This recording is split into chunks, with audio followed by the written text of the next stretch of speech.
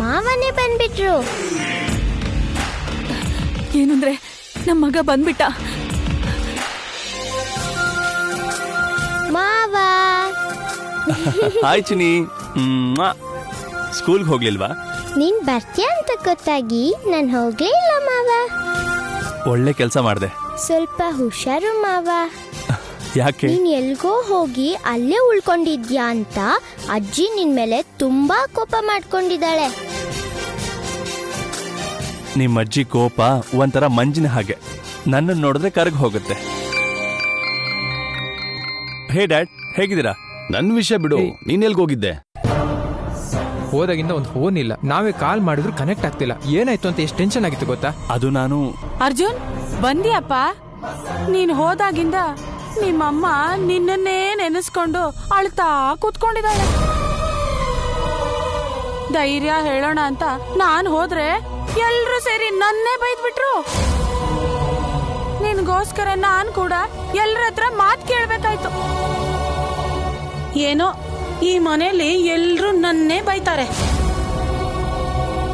ಅರ್ಜುನ್ ಬಂದ ಅರ್ಜುನ್, ಇಲ್ಲಿಗೆ ಬರ್ತಾನಿರು. ಏ ದುರ್ಗಾ, ಮೇಲ್ಗಡೆ ನಿಮ್ಮಮ್ಮ ವೇಟ್ ಮಾಡ್ತಾ ಇದ್ದಾಳೆ, ಮೊದ್ಲು ಹೋಗಿ ಅವಳನ್ನ ಮಾತಾಡ್ಸು. ಓಕೆ ಓಕೆ, ನಾನು ಮಾತಾಡ್ತೀನಿ. ಪುಟ, ಹೋಮ್ವರ್ಕ್ ಮಾಡಿದ್ಯಾ? ಅರ್ಜುನ್. ಅಮ್ಮ. ಕಂದ ಅರ್ಜುನ್,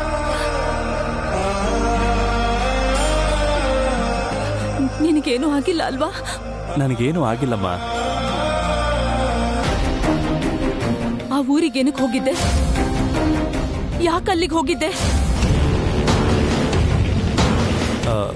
ಅದು ಹೋಗೋಕ್ ಮುಂಚೆ ಆ ಊರಿಗೆ ಹೋಗ್ತಿದ್ದೀನಿ ಅಂತ ಯಾಕೆ ಹೇಳಿಲ್ಲ?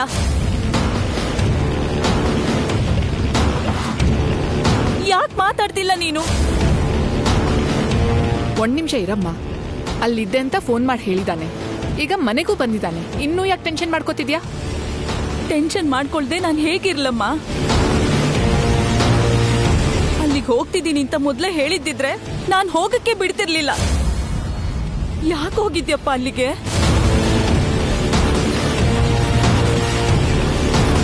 ಯಾಕಮ್ಮ, ಯಾಕಷ್ಟು ಟೆನ್ಷನ್ ಮಾಡ್ಕೋತಿದ್ಯಾ? ನಾಗವರ, ನಿನಗೆ ಗೊತ್ತಾ ಅಲ್ಲಿಗೆ ಹೋಗಿದ್ದಕ್ಕೆ ನಿನಗೆ ಯಾಕಷ್ಟು ಭಯ? ಅಂಥದ್ದೇನಿದೆ? ಭಯ ಇರಲ್ವಾ? ಆ ಊರೇ ಅಲ್ಲ, ನೀನ್ ಯಾವ ಊರಿಗೆ ಹೋದ್ರೂ ನನಗ್ ಭಯ ಆಗತ್ತೆ. ಅಮ್ಮ, ಅವನು ಮನೆ ಒಳಗ್ ಬರ್ತಿದ್ದಂಗೆ ಪ್ರಶ್ನೆಗಳ ಮಹಾಪೂರಾನೇ ಹರಿಸ್ತಿದ್ಯಲ್ಲ. ಯಾವಾಗ ತಿಂದಿದಾನೋ, ಏನ್ ತಿಂದಿದಾನೋ ಅದನ್ ಕೇಳ್ದೆ ಬರ್ತಿದ್ದಂಗೆ ಏನಮ್ಮ ನಿನ್ ಗೋಳು? ಅಷ್ಟು ದೂರದಿಂದ ಬಂದಿದ್ದಾನೆ. ಒಂದ್ ಸ್ವಲ್ಪ ರಿಲ್ಯಾಕ್ಸ್ ಆದ್ಮೇಲೆ ಇದನ್ನೆಲ್ಲ ಕೇಳ್ಬೋದಲ್ವಾ? ಅರ್ಜುನ್, ನಿನ್ ನೋಡಿದ್ಮೇಲೂ ಅಮ್ಮ ಇಷ್ಟು ಟೆನ್ಷನ್ ಮಾಡ್ಕೊಂಡಿದ್ದಾಳೆ ಅಂದ್ರೆ ಈ 4 ದಿನ ಅವಳೆಷ್ಟು ಟೆನ್ಷನ್ ಮಾಡ್ಕೊಂಡಿರ್ಬೋದು ಅಂತ ಅರ್ಥ ಆಗ್ತಿದ್ಯಾ? ಏನೋ ಲ್ಯಾಪ್ಟಾಪ್ ಎಕ್ಸ್ಚೇಂಜ್ ಆಗಿದೆ, ಅದನ್ನ ವಾಪಸ್ ತರ್ತೀನಿ ಅಂತ ಹೋದೆ.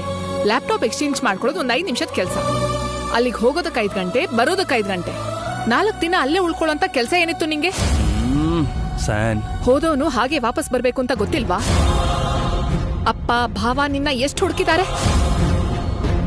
ಮುಖ ನೋಡು, ನಿಂಗೇನಾಯ್ತು ಅಂತ ಅತ್ತು ಹೇಗಾಗಿದ್ದಾಳೆ ನೋಡು.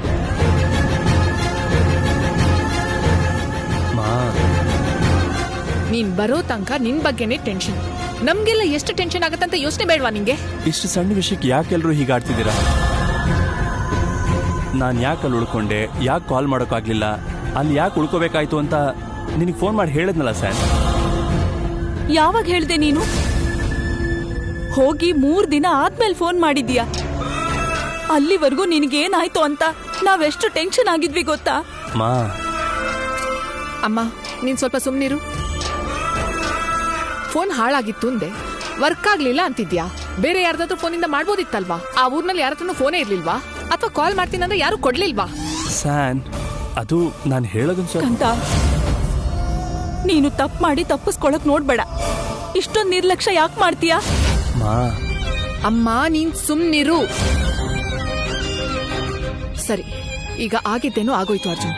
ಇನ್ನೊಂದ್ಸಲ ಈ ತರ ನಡಿಬಾರ್ದು. ಹೋಗಿ ಫ್ರೆಶ್ ಅಪ್ ಆಗು. ಆಯ್ತು. ಐ ಆಮ್ ಸಾರಿ ಮಾ. ನಿಂಗೆ ತುಂಬ ತೊಂದರೆ ಕೊಟ್ಟೆ. ಇನ್ಯಾವತ್ತೂ ಈ ಥರ ತೊಂದರೆ ಕೊಡಲ್ಲ. I am sorry. ಪ್ರಾಣ ಹೋಗೋ ತರ ಆಗಿತ್ತು. ಆ ದೇವರ ದಯೆಯಿಂದ ನಿನ್ನ ಮತ್ತೆ ನೋಡ್ತಾ ಇದ್ದೀನಿ. ಹೋಗಿ ಫ್ರೆಶ್ ಅಪ್ ಆಗು, ಊಟ ಮಾಡುವಂತೆ.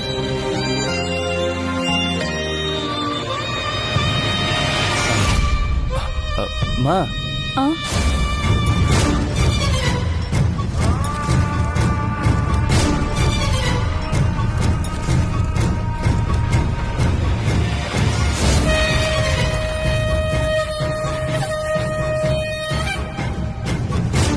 ಇದನ್ನ ನಿಮ್ಮ ಮನೆಗೆ ತಗೊಂಡು ಹೋಗು. ನಾಗ ಹುಣ್ಣಿಮೆ ದಿನ ದಿವ್ಯಕಾಂತಿ ಕಾಣಿಸ್ಕೊಂಡು ಹೊತ್ನಲ್ಲಿ ನಾಗ ದೇವತೆಗಳು ಬಂದು ಪೂಜೆ ಮಾಡಿದ ಹುತ್ತದ ಮಣ್ಣಿದು. ಇದು ನಿಮ್ಮ ಮನೇಲಿದ್ರೆ ನಿಮ್ಮ ಮನೆಯವ್ರಿಗೆಲ್ರಿಗೂ ಒಳ್ಳೇದಾಗತ್ತೆ.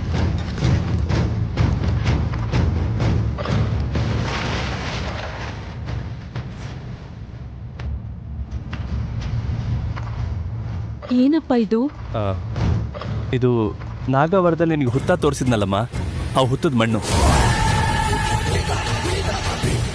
ಸ್ಯಾನ್, ನೀನು ತಗೋ.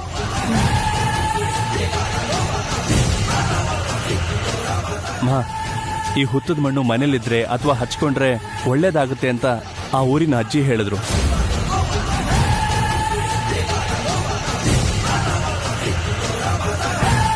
ನೀನು ನಾಗದೇವತೆಗಳ ಭಕ್ತಿ ಅಲ್ವಮ್ಮ, ಹುತ್ತದ ಮಣ್ಣು ನಿನಗೆ ಕೊಟ್ರೆ ಖುಷಿ ಪಡ್ತೀಯ ಅಂತ ನಿನಗೋಸ್ಕರ ತಗೊಂಬಂದೆ.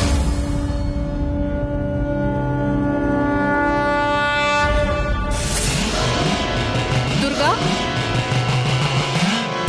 ದುರ್ಗಾ,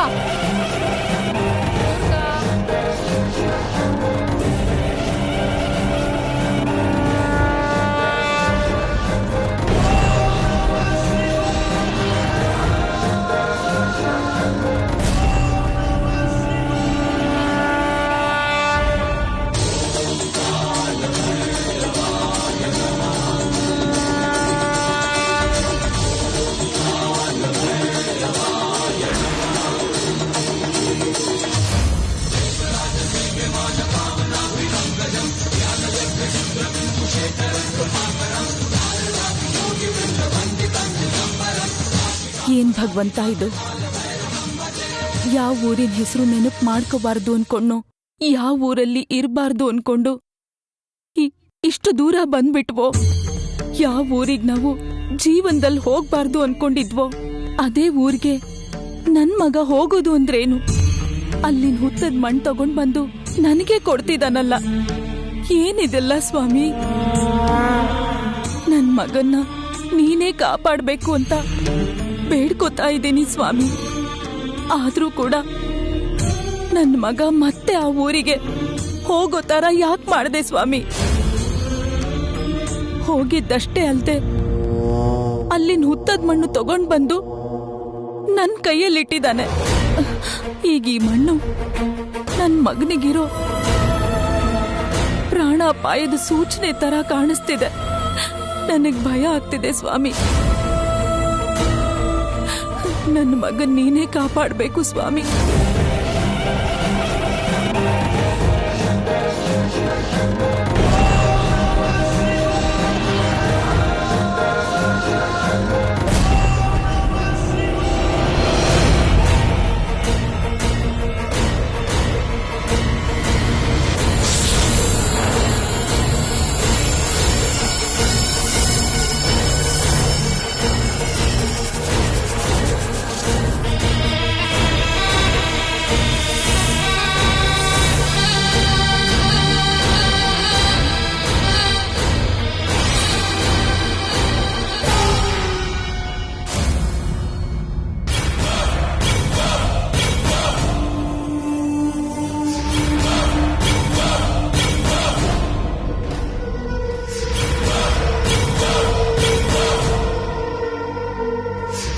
ಎಲ್ರು ಹೀಗೆ ಮೂಗ್ರ ತರ ನೋಡ್ತಾ ನಿಂತಿದ್ದೀರಲ್ಲ, ಯಾರು ಮಾತಾಡಲ್ವಾ? ಈ ಕೃಷ್ಣ ಯಾವ ಊರಿಗೆ ದೊಡ್ಡ ಮನುಷ್ಯ. ಈ ಊರಲ್ಲಿ ಯಾರಿಗೆ ಏನೇ ತೊಂದರೆ ಆದ್ರೂ ಎಲ್ರನ್ನು ಕಾಪಾಡೋ ಅಂತ ದೊಡ್ಡ ಮನುಷ್ಯ. ಮಾತಿಗೆ ತಪ್ಪದೆ ಇರೋ ಶ್ರೀರಾಮಚಂದ್ರ ನಮ್ಮೂರಿನ ದೇವ್ರು ಅಂತ ಈ ದೊಡ್ಡ ಮನುಷ್ಯನ ಬಗ್ಗೆ ಹಾಡಾಡ್ಕೊಂಡು ಹೊಗಳಿದ್ರಿ ಅಲ್ವಾ? ಈಗ ಈ ದೊಡ್ಡ ಮನುಷ್ಯನ ಮಗಳೇ ಮಾಡಬಾರ್ದಂತ ತಪ್ಪು ಮಾಡಿದಾಳೆ. ಅವಳು ಯಾಕೆ ಆ ತಪ್ಪನ್ನ ಮಾಡಿದ್ಲು? ಆ ತಪ್ಪಿಗೆ ಶಿಕ್ಷೆ ಏನು ಅಂತ ಯಾರು ಯಾಕೆ ಕೇಳ್ತಿಲ್ಲ? ಕೇಳೋದಿಕ್ಕೆ ಧೈರ್ಯ ಸಾಕಾಗ್ತಿಲ್ವಾ? ಕೇಳಿದ್ರೆ ಏನ್ ಮಾಡ್ತಾರೋ ಏನೋ ಅಂತ ಹೆದರ್ಕೋತಿದ್ದೀರಾ. ಆ ಶಿವಾಲಯದೊಳಗೆ ಯಾರು ಹೋಗ್ಬಾರ್ದು, ಅಲ್ಲೇನಿದೆ ಅಂತ ಯಾರು ತಿಳ್ಕೋಬಾರ್ದು, ಆ ಗುಡಿ ಬಾಗಿಲು ತೆಗಿಬಾರ್ದು ಅಂತ ಊರಲ್ಲಿರೋರ್ಗೆಲ್ಲ ಆಜ್ಞೆ, ಕಟ್ಟುಪಾಡು, ನಿಯಮ, ನಿಬಂಧನೆ ಎಲ್ಲ ಹಾಕಿದ್ನಲ್ವಾ ಈ ದೊಡ್ಡ ಮನುಷ್ಯ. ಇವರೇ ಮಾಡಿರೋಂತ ನಿರ್ಬಂಧನೆಗಳನ್ನ ದಾಟ್ಕೊಂಡು ಇವ್ರ ಮಗಳೇ ಗುಡಿ ಒಳಗಡೆ ಹೋಗೋದಿಕ್ಕೆ ಯಾಕೆ ಪ್ರಯತ್ನ ಮಾಡಿದ್ಲು ಅಂತ ಹೇಳೋದಿಕ್ ಹೇಳಿ. ನನ್ನ ಮಗ ಕತ್ಲಾದ್ಮೇಲೆ ಮನೆಯಿಂದ ಹೊರಗಡೆ ಬಂದ ಅಂತ ಇವನಿಗೆ 101 ಚೌಟಿ ಏಟು ಹೊಡೆಸ್ದ. ಹೊರಗಡೆ ಬಂದಿದ್ದೆ ದೊಡ್ಡ ತಪ್ಪು ಅನ್ನೋ ತರ, ಯಾರ್ದೋ ಮನೆಗ್ ನುಗ್ಗಿ ದರೋಡೆ ಮಾಡ್ದೋ ಅಂತಾರ ನನ್ನ ಮಗನಿಗೆ ದೊಡ್ಡ ಶಿಕ್ಷೆ ಕೊಟ್ಟ. ಈ ದೊಡ್ಡ ಮನುಷ್ಯ ಮಾಡಿದ ಕೆಲ್ಸಕ್ಕೆ ಈಗ ನನ್ನ ಮಗ ಮನೆಯಿಂದ ಆಚೆ ಬರೋದಿಕ್ಕೆ ಹಿಂಜರಿತಾ ಇದ್ದಾನೆ. ಯಾರಿಗೂ ಮುಖ ತೋರ್ಸಕ್ಕಾಗ್ದೆ ಅವಮಾನದಿಂದ ಕುಗ್ಗ್ ಹೋಗ್ತಿದ್ದಾನೆ. ಸಣ್ಣ ತಪ್ಪಿಗೆ ನನ್ನ ಮಗನಿಗೆ ಅಂತ ಶಿಕ್ಷೆ ಕೊಟ್ಟಿರುವಾಗ ಈಗ ಇವನ್ ಮಗಳು ಅಷ್ಟು ದೊಡ್ಡ ತಪ್ಪು ಮಾಡಿದಾಳೆ. ಆ ತಪ್ಪು ಮಾಡಿರೋ ತನ್ನ ಮಗಳಿಗೆ ಏನು ಶಿಕ್ಷೆ ಕೊಡ್ತಾನೋ ಕೇಳಿ ಅವನ ಹತ್ರ. ಯಾಕೆ ಮಾತಾಡ್ತಿಲ್ಲ ಕೃಷ್ಣಯ್ಯ? ಊರಲ್ಲಿರೋರ್ಗೆಲ್ಲ ಶಿಕ್ಷೆ ಕೊಡ್ತೀಯಾ? ನಿನ್ನ ಮಗಳ ವಿಷಯ ಬಂದ ಕೂಡ್ಲೆ ಮಾತೇ ಬರ್ತಿಲ್ಲ. ತೀರ್ಪು ಕೊಡೋ ವಿಷಯದಲ್ಲಿ ಎಲ್ರಿಗೂ ಸಮ ನ್ಯಾಯ, ಸಮ ತೀರ್ಪು ಅಂತ ಏನೇನೋ ದೊಡ್ಡದಾಗಿ ಹೇಳ್ತಿರ್ತೀಯ. ಜನರಿಗೆ ನೀತಿ ಹೇಳೋದಷ್ಟೇ ಅಲ್ಲ ಕೃಷ್ಣಯ್ಯ, ಈಗ ನಿನ್ನ ಮಗಳಿಗೆ ಸಾಕು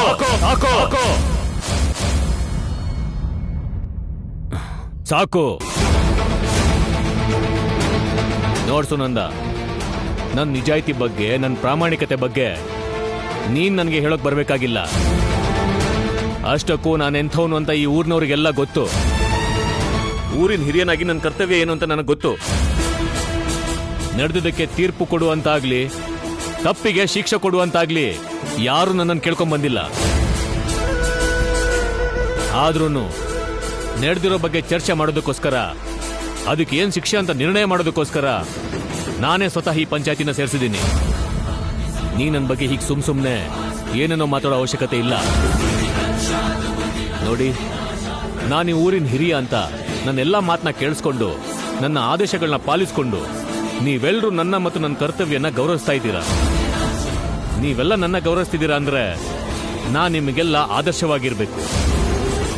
ನಮ್ಮನೆಯವರು ಯಾರೇ ತಪ್ಪು ಮಾಡಿದ್ರು ಕೂಡ ನಿಮ್ಗೆಲ್ಲ ಆದರ್ಶವಾಗಿರೋ ನಾನೇ ಆ ತಪ್ಪು ಮಾಡಿದ ಹಾಗಾಗತ್ತೆ. ಮನೆಯವರು ಯಾರೋ ತಪ್ಪು ಮಾಡಿದ್ರೆ ಅದು ನಿಮ್ ತಪ್ಪು ಹೇಗಾಗುತ್ತೆ ಬಾವಾ? ಹೌದಣ್ಣ, ಯಾರೋ ಏನೋ ತಪ್ಪು ಮಾಡಿದ್ರೆ ಅದ್ ನೀನ್ ಮಾಡ್ದಂಗೆ ಹೇಗಾಗುತ್ತೆ? ಮನೆ ಹಿರಿಯನಾಗಿ ಮನೆ ಜನರನ್ನೇ ನಿಯಮಗಳನ್ನ ಪಾಲಿಸೋ ತರ ನೋಡ್ಕೊಳ್ದೇ ಇದ್ರೆ ಊರಿನ ಹಿರಿಯನಾಗಿ ಯಾರನ್ನೂ ಪ್ರಶ್ನೆ ಮಾಡೋ ಅಧಿಕಾರ ನನಗಿರಲ್ಲ. ಅದಕ್ಕೆ ನನ್ನ ಮಗಳು ತಪ್ಪು ಮಾಡಿದ್ರು ಅದು ನಾನ್ ತಪ್ಪು ಮಾಡ್ದ ಹಾಗೆ ಆಗತ್ತೆ. ದೊಡ್ಡವನ್ ಮಗಳಾಗಿ ಅವಳಿಗೆ ತಪ್ಪು ಮಾಡಬಾರ್ದಾಗಿತ್ತು. ಹಾಗಾಗಿ ಈ ತಪ್ಪಿಗೆ ಅವಳಿಗೆ ಏನ್ ಶಿಕ್ಷೆ ಆಗ್ಬೇಕಾಗಿತ್ತು ಅದ್ರ 10 ಪಟ್ಟು ಶಿಕ್ಷೆನ ನನಗ್ ನಾನೇ ವಿಧಿಸ್ಕೋತೀನಿ.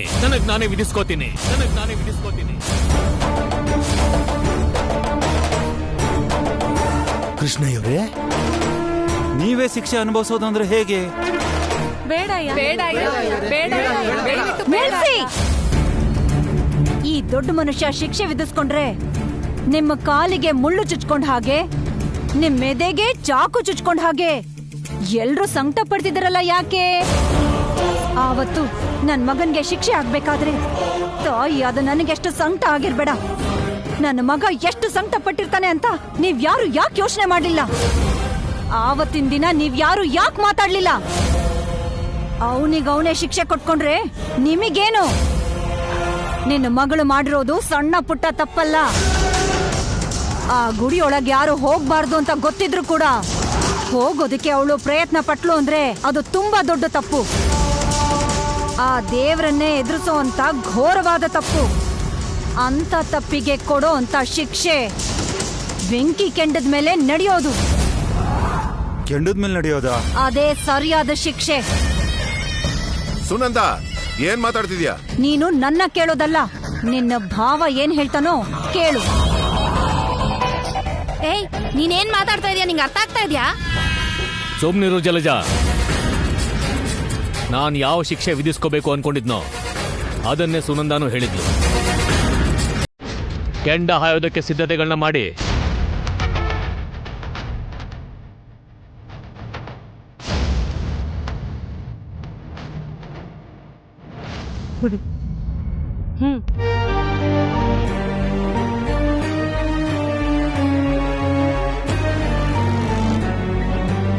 ನಿಮ್ಮಪ್ಪ ಹೊಡೆದ್ರು ಅಂತ ಬೇಜಾರ್ ಮಾಡ್ಕೋತಿದ್ಯಾ?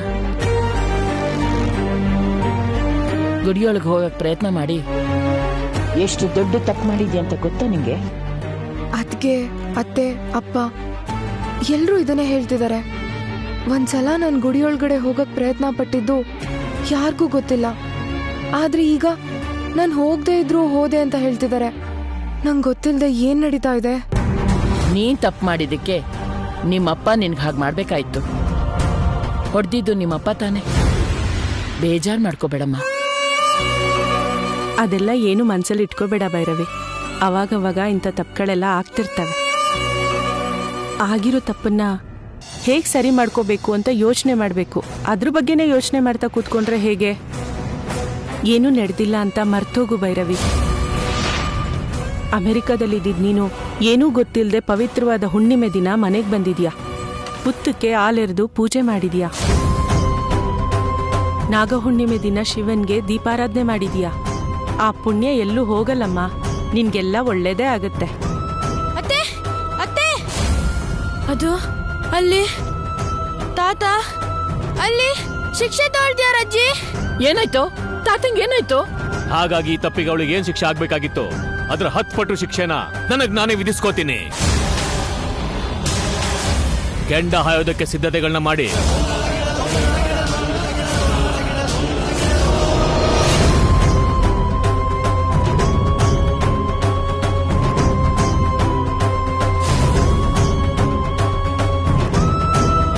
ಕೃಷ್ಣಯ್ಯ.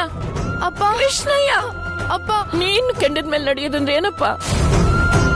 ಏನಪ್ಪ ಇದು? ತಪ್ಪು ಮಾಡಿರೋದ್ ನಾನಾದ್ರೆ ನೀವ್ಯಾಕೆ ಶಿಕ್ಷೆ ತಗೋಬೇಕು? ನಾನು ನಿನಗೆ ಅವತ್ತೇ ಹೇಳಿದ್ದೆ, ನನಗೆ ನಮ್ಮವರು ಬೇರೆಯವರು ಅಂತ ಭೇದ ಇರಲ್ಲ ಅಂತ.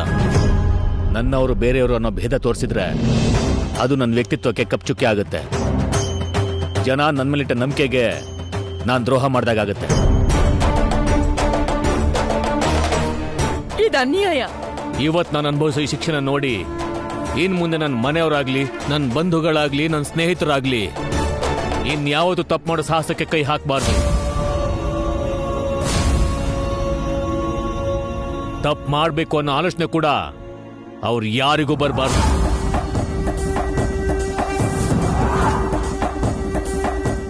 ಅದಕ್ಕೆ ನನಗ್ ನಾನು ಶಿಕ್ಷೆ ಕೊಟ್ಕೊಳ್ಳೋದೇ ನ್ಯಾಯ ಅಮ್ಮ.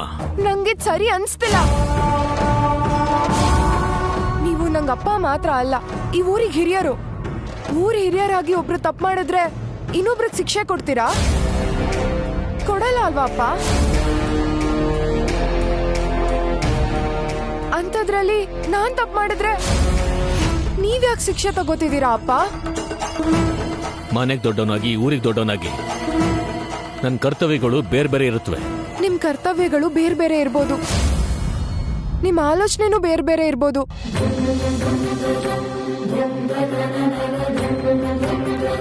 ಆದ್ರೆ ನೀವ್ ಹೇಳೋ ನ್ಯಾಯ ಮನೆಯವ್ರಿಗೊಂಥರ, ಊರವ್ರಿಗೊಂಥರ ಬದಲಾಗುತ್ತಾ ಅಪ್ಪ? ನನ್ನವರು ಬೇರೆಯವರು ಭೇದ ಇಲ್ಲ ಅಂತ ನೀವೇ ಹೇಳಿದ್ರಿ. ಅಂಥದ್ರಲ್ಲಿ ನ್ಯಾಯ ಎಲ್ರಿಗೂ ಒಂದೇ ಇರ್ಬೇಕಲ್ವಾ ಅಪ್ಪ? ಇಲ್ದೇ ಇದ್ರೆ ಅದು ದೊಡ್ಡತನ ಅನ್ಸ್ಕೊಳ್ಳಲ್ಲ, ಪಕ್ಷಪಾತ ಅನ್ಸುತ್ತೆ. ನನ್ನ ಹಿರಿತನಕ್ಕೆ ಎದುರು ಮಾತಾಡ್ತಾ ಇದೀಯಾ ಅಥವಾ ನನ್ನ ಕರ್ತವ್ಯನ ಪ್ರಶ್ನೆ ಮಾಡ್ತಾ ಇದೀಯಾ? ನ್ಯಾಯದ ಬಗ್ಗೆ ಮಾತಾಡ್ತಾ ಇದ್ದೀನಿ ಅಪ್ಪ. ಒಬ್ರು ಓದಿದ್ರೆ ಇನ್ನೊಬ್ರಿಗೆ ಕೆಲ್ಸ ಸಿಗಲ್ಲ, ಒಬ್ರು ಊಟ ಮಾಡಿದ್ರೆ ಇನ್ನೊಬ್ರಿಗೆ ಊಟನೇ ಇರಲ್ಲ. ನಂಗಾಯ ಆದ್ರೆ ನನ್ ಪಕ್ಕದಲ್ಲಿರೋರಿಗೆ ನೋವು ಆಗಲ್ಲ.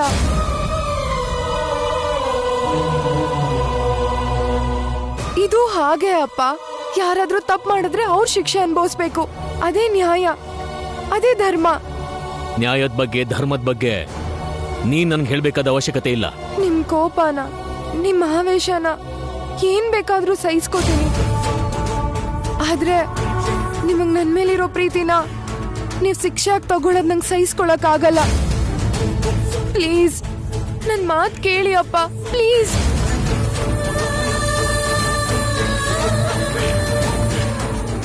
ನಿನ್ನ ನನ್ನ ಕಣ್ಣಿನ ರೆಪ್ಪೆ ತರ ಬೆಳೆಸಿದ್ದೀನಿ. ಹಾಗಿರುವಾಗ ನನ್ನ ಕಣ್ಣಿಗೆ ಸಣ್ಣ ಕಸ ಬಿದ್ರು ನಾನು ಅದನ್ನು ತಡ್ಕೊಳಲ್ಲ.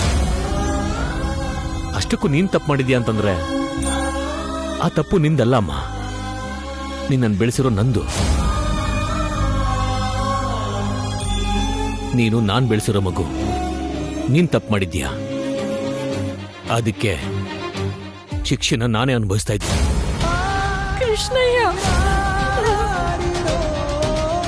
ತಪ್ಪು ನೀವ್ ಹೇಗ್ ಬೆಳೆಸಿದೀರಾ ಅಂತ ಅಲ್ಲ, ಯಾರು ತಪ್ಪು ಮಾಡಿದಾರೋ ಅವರೇ ಶಿಕ್ಷೆ ಅನುಭವಿಸ್ಬೇಕು. ನಾನು ಹೇಳಿದ ಮಾತು ನೀವು ಕೇಳದೆ ಇದ್ರೆ ನನ್ ಮೇಲೆ ಆಣೆ, ನನ್ ಮೇಲೆ ಆಣೆ, ನನ್ ಮೇಲೆ ಆಣೆ.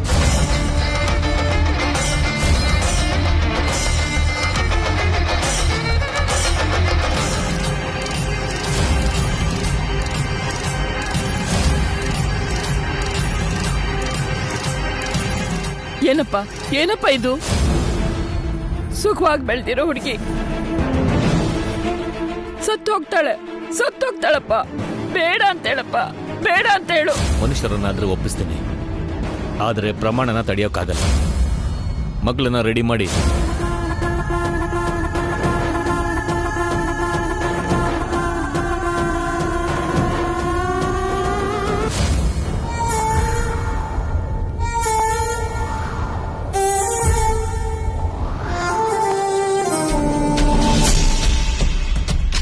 ಭೈರವಿ ನನಗೇನೇ ಹೇಳಿದ್ರು ಯಾವುದೋ ಜನದಲ್ಲಿರೋ ಸಂಬಂಧದ ಅಧಿಕಾರದಿಂದ ಹೇಳ್ತಾಳೆ ಅನ್ಸುತ್ತೆ ಹೊರತು ಅವಳ ಮೇಲೆ ಯಾವುದೇ ಕೋಪನೂ ಬರ್ತಿಲ್ಲ.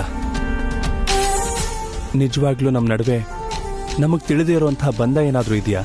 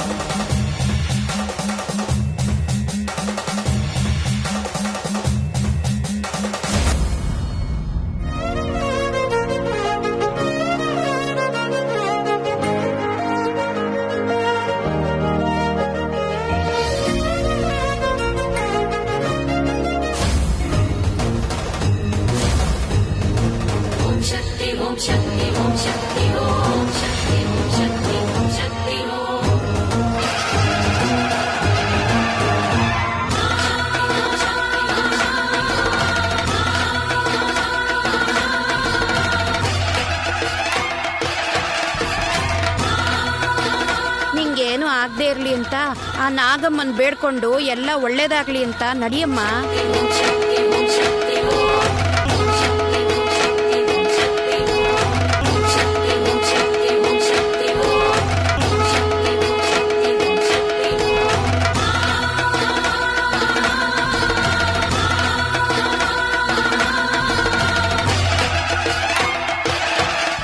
ಕೃಷ್ಣಯ್ಯ, ಬೇಡ ಅಂತ ಹೇಳಪ್ಪ.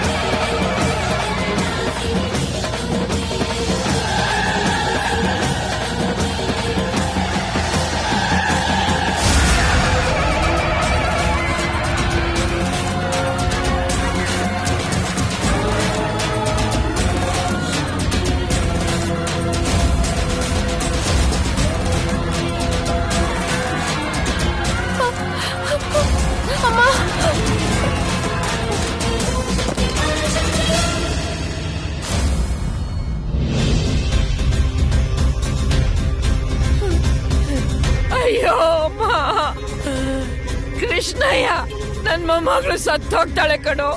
ಬೇಡ ಅಂತೇಳೋ, ಬೇಡ ಅಂತ ಹೇಳಪ್ಪ. ಕೃಷ್ಣಯ್ಯ, ನನ್ ಮೊಮ್ಮಗಳನ್ನ ಕಾಪಾಡು. ಅಯ್ಯೋ ಅಮ್ಮ, ಅಮ್ಮ ಭೈರವಿ, ಭೈರವಿ. ಇದೇನು ಹೀಗಾಯ್ತು? ಭೈರವಿಗೇನಾದ್ರು ಆಗಿರ್ಬೋದಾ? ನಿಜವಾಗ್ಲೂ ಏನೋ ಆಗಿದೆ ಅನ್ನಿಸ್ತಾ ಇದೆ.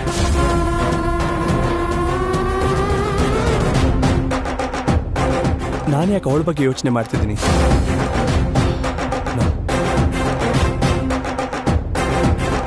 ಇಲ್ಲ ಇಲ್ಲ, ಭೈರವಿಗೇನೂ ಆಗಲ್ಲ.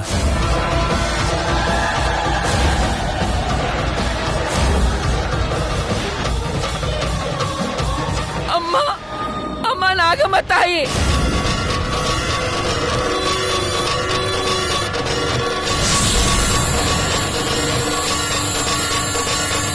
ಅಮ್ಮ ನಾಗಮ್ಮ ತಾಯಿ, ತಲಾಂತರದಿಂದ ನೀನೇ ನಮ್ಮ ಕುಲದೈವ.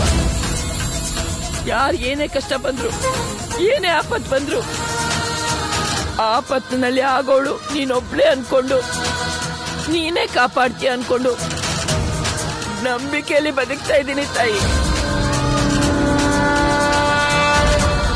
ನನ್ನ ಮೊಮ್ಮಗಳು ನಿನ್ನ ಅನುಗ್ರಹದಿಂದ ಹುಟ್ಟಿದಾಳೆ. ಅವಳಿಗೇನೇ ಕಷ್ಟ ಬಂದ್ರು ನೀನೇ ಕಾಪಾಡ್ತೀಯ ಅಂತ ನಂಬಿದ್ದೀನಿ. ಅವಳನ್ನ ಕಂಟಕದಿಂದ ಕಾಪಾಡ್ತೀಯ ಅಂತ ನಿನ್ನ ಗುರ್ತಿಗಾಗಿ ಅವಳಿಗೆ ನಾಗಬಂಧನ ಕಟ್ಕ ಹಾಕಿದ್ದೀನಿ.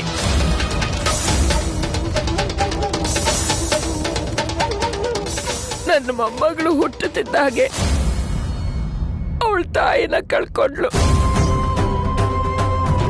ಅಮ್ಮ ಅಂತ ಕರೆಯೋ ಅದೃಷ್ಟನೇ ಕಳ್ಕೊಂಡು ಹುಟ್ಟಿರೋ ದುರಾದೃಷ್ಟವಂತೇನಮ್ಮ ಅವಳು. ಅಂತ ನನ್ನ ಮೊಮ್ಮಗಳನ್ನ ತಾಯಿಯಾಗಿ ನೀನೇ ಕಾಪಾಡ್ಬೇಕಮ್ಮ, ನೀನೇ ಕಾಪಾಡ್ಬೇಕು.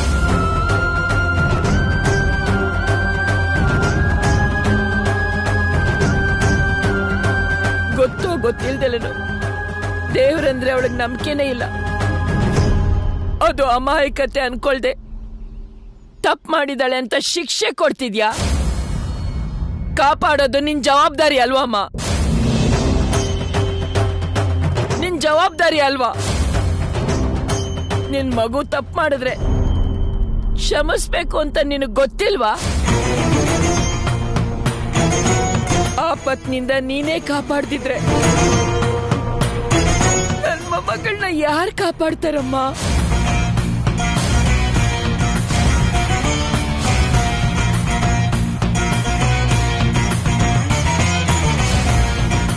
ಇಲ್ಲಿವರೆಗೂ ಆ ಕೆಂಡದ ಮೇಲೆ ನಡೆದಿರೋರು ಯಾರು ಪ್ರಾಣ ಉಳಿಸ್ಕೊಂಡು ಯಾರೂ ಬಂದಿಲ್ಲ. ಈಗ ನನ್ನ ಮೊಮ್ಮಗಳಿಗೆ ಏನಾದ್ರೂ ಆದ್ರೆ ಹೋಗೋದು ಒಂದು ಪ್ರಾಣ ಅಲ್ಲಮ್ಮ, ಅವಳ ಮೇಲೆ ಆಸೆ ಇಟ್ಕೊಂಡು ಬದುಕ್ತಿರೋ ನಮ್ಮೆಲ್ಲರೂ ಪ್ರಾಣ ಅಮ್ಮ, ನಮ್ಮೆಲ್ಲರೂ ಪ್ರಾಣ.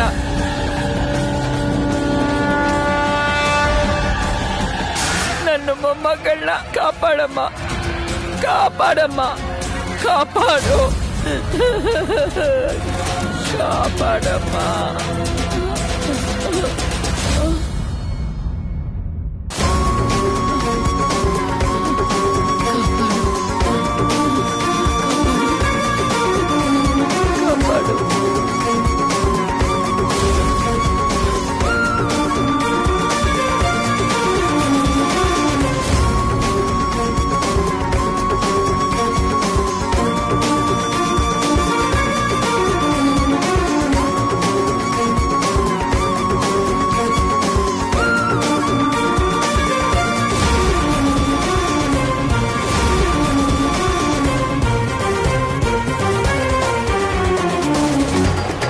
ಮಲ್ಲಿ,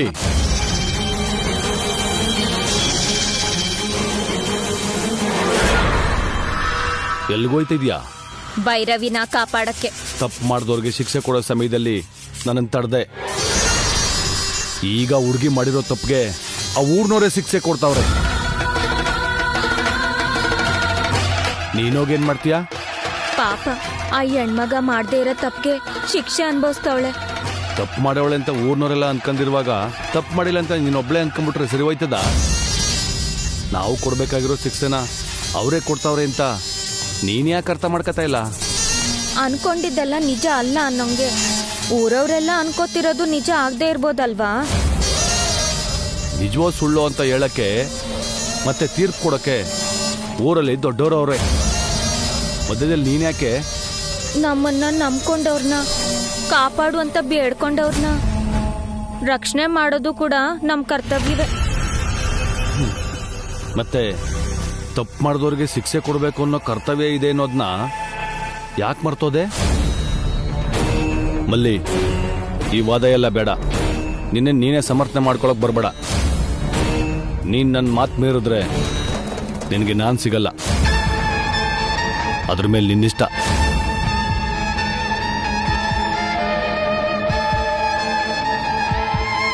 ಆ ಹುಡುಗಿ ತಪ್ಪು ಮಾಡಿಲ್ಲ ಅಂದ್ರೆ ನೀನೋ ನಾನೋ ಹೋಗಿ ಕಾಪಾಡಬೇಕಾದ ಅವಶ್ಯಕತೆ ಇಲ್ಲ.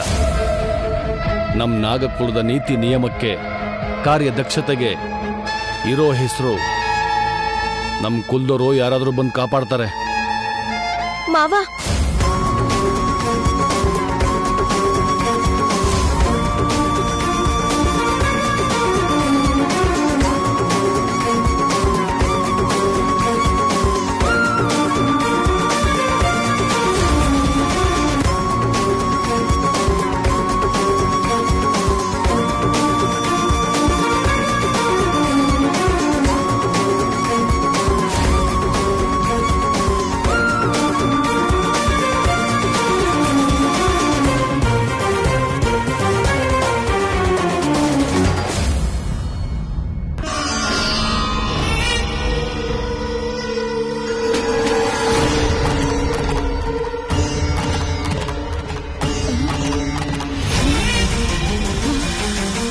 ಭೈರವಿ, ಭೈರವಿ,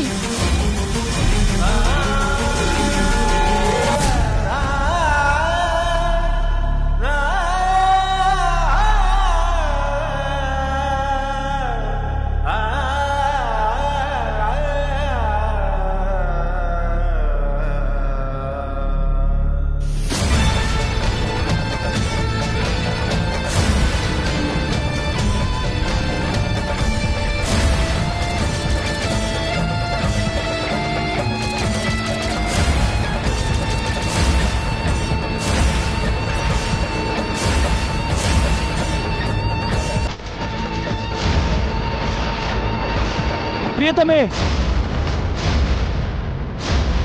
ಪ್ರಿಯತಮೆ,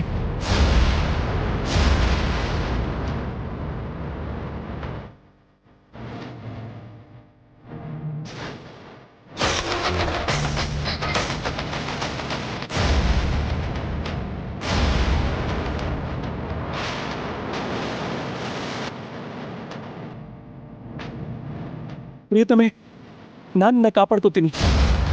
ನಿನ್ನ ನನ್ನಿಂದ ಯಾರು ದೂರ ಮಾಡೋದಕ್ಕಾಗಲ್ಲ. ಯಾರೋ ನನ್ನಿಂದ ದೂರ ಮಾಡಬೇಕು ಅನ್ಕೋತಿದ್ದಾರೆ.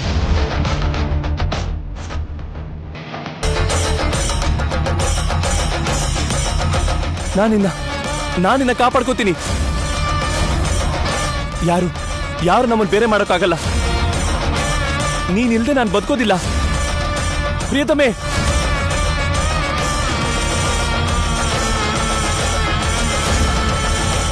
ಪ್ರಿಯತಮೆ, ನನ್ನಿಂದ ಯಾರು ದೂರ ಮಾಡೋಕ್ಕಾಗಲ್ಲ. ಪ್ರಿಯತಮೆ, ಅರ್ಜುನ್ ಬರ್ತಾ ಇದ್ದೀನಿ. ನಾನಿನ್ನ ಕಾಪಾಡ್ಕೋತೀನಿ. ಪ್ರಿಯತಮೆ, ಪ್ರಿಯತಮೆ, ಪ್ರಿಯತಮೆ,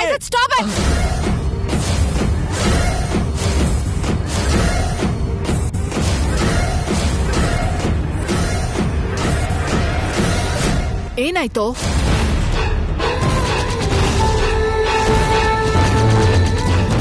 ಏನಿದು ಈ ಕೂಗಾಟ ಕಿರ್ಚಾಟ? ಪ್ರಿಯತಮೆ ಅಂತಿದ್ಯಾ? ಅರ್ಜುನ್, ಏನ್ ಕನಸು ಕಾಣ್ತಿದ್ಯಾ? ಹೇಳು. ನಾನು ಕನಸು ಕಾಣ್ತಿದ್ದೀನ? ಕನ್ವರ್ಸ್ತಿದ್ದೀನ? ಏನಾಗಿದೆ ನನಗೆ? ಆದರೆ ಎಲ್ಲೋ ಏನೋ ನಡೀತಾ ಇದೆ. ನನಗೆ ತುಂಬ ಬೇಕಾದವ್ರಿಗೆ ಏನೋ ಆಗ್ತಾ ಇದೆ.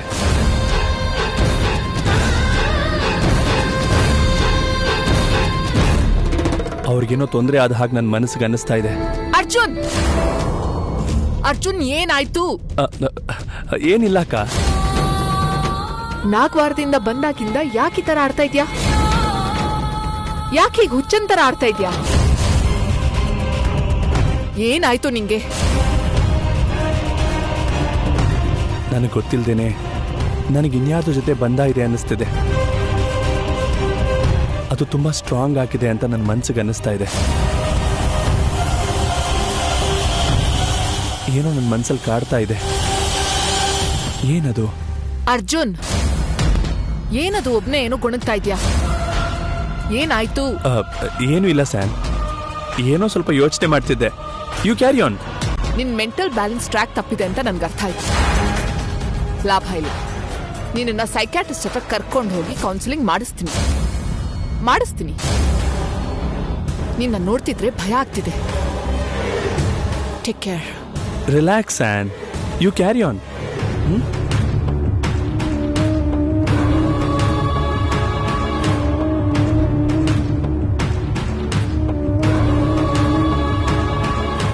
ಯಾಕೆ ಈ ಥರ ಕನ್ಸು ಬೀಳ್ತಿದೆ?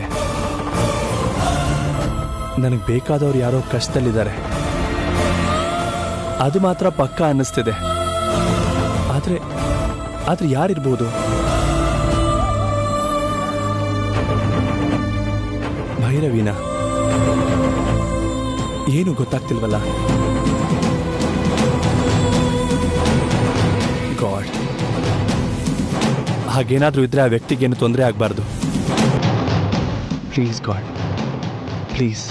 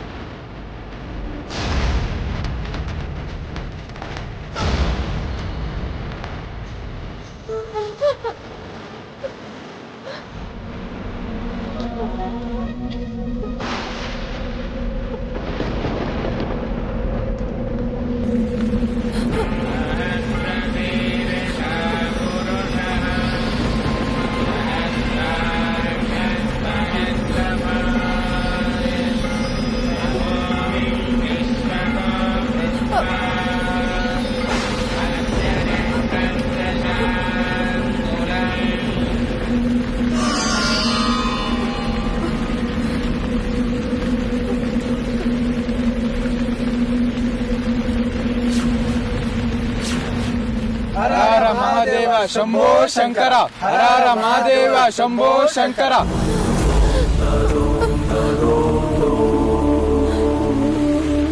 ಈಗ ನಿನಗೆ ಸಮಾಧಾನ ಆಯ್ತಾ? ಆ ದೇವ್ರಂತ ಕೃಷ್ಣಯ್ಯ ಅವ್ರಿಗೆ ಬೆರಳು ಮಾಡಿ ತೋರಿಸ್ತೀಯಾ? ಅವರು ವಿಷ ಇಲ್ಲದೆ ಇರೋ ಮನುಷ್ಯ. ಆ ಹುಡುಗಿ ಏನು ತಪ್ಪು ಮಾಡದೆ ಇದ್ದಿದ್ಕೆ ದೇವ್ರೆ ಮಳೆ ರೂಪದಲ್ಲಿ ಬಂದು ಕಾಪಾಡಿದಾನೆ. ಅಮ್ಮ, ಭೈರವಿ, ಭೈರವಿ, ನೀನೇನ್ ಮಾಡ್ದೆ ಅಂತ ಈಗ ನಿನ್ಗೆ ಅರ್ಥ ಆಯ್ತಾ? ಅಮ್ಮ, ಭೈರವಿ, ಭೈರವಿ, ಕಣ್ತೆಗಿಯಮ್ಮ, ಭೈರವಿ, ಕಣ್ತೆಗಿ. ಅಮ್ಮ, ಭೈರವಿ. ಕೃಷ್ಣಯ್ಯ, ನಡಿ, ಮನೆಗೆ ಕರ್ಕೊಂಡು ಹೋಗೋಣ.